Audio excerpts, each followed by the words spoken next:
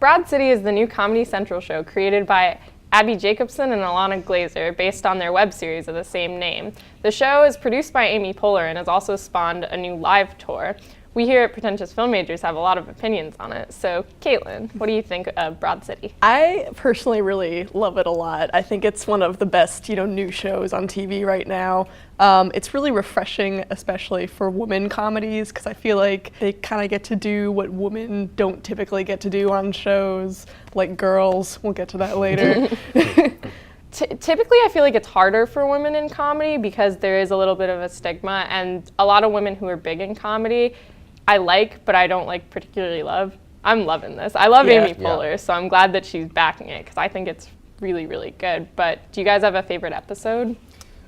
I really love the one episode where they're trying to get the Lil Wayne tickets. The pilot? That's the pilot. Yeah, where they end up cleaning the creepy Fred Armisen's apartment. But it's almost hard to choose. There are a lot of really strong episodes thus far. Do you want to go? Sure. My favorite episode is probably, I think it's called Pussy Weed. That it is. Oh, good. Because the reason it's called that is because they store the weed in their vaginas. The vagina. It's nature's pocket. Right. That's a line from the episode, and I loved it. And they're just really high the whole time, and they just go on little adventures. They go to the dentist's office. And the one girl, I think it's Abby, she smokes in the bathroom of the dentist's office, and it sets off the sprinklers and everything. And she just rolls around on the floor, and it's just a perfect episode. It's perfect comedy. I didn't realize quite how much of a stoner show it was going to be. Yeah. Because especially having watched the web series, it was not that focused on weed. They mention it.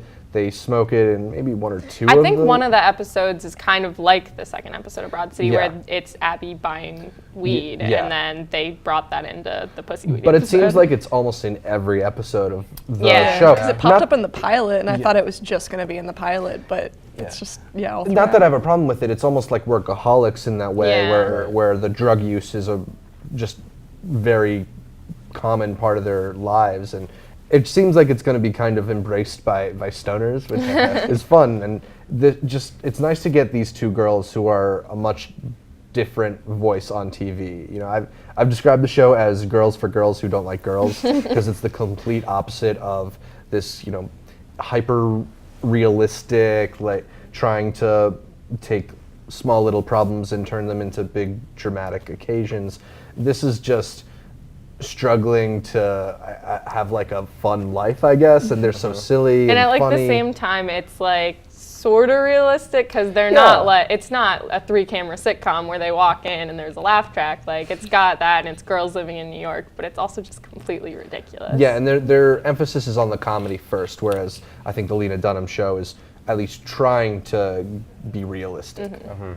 For me, I was surprised that you guys liked the first 2 episodes the most, because for me, I think they get better every time, and I thought the only really funny part of the first episode was when they were cleaning Fred Armisen's apartment.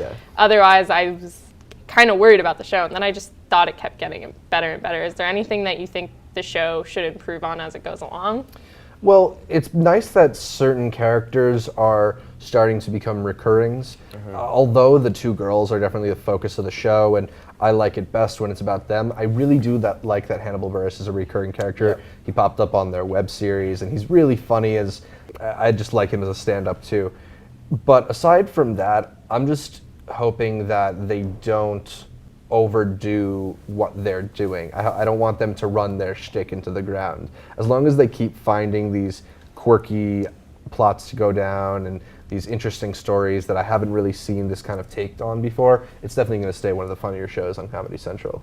I agree. Agreed. Yeah.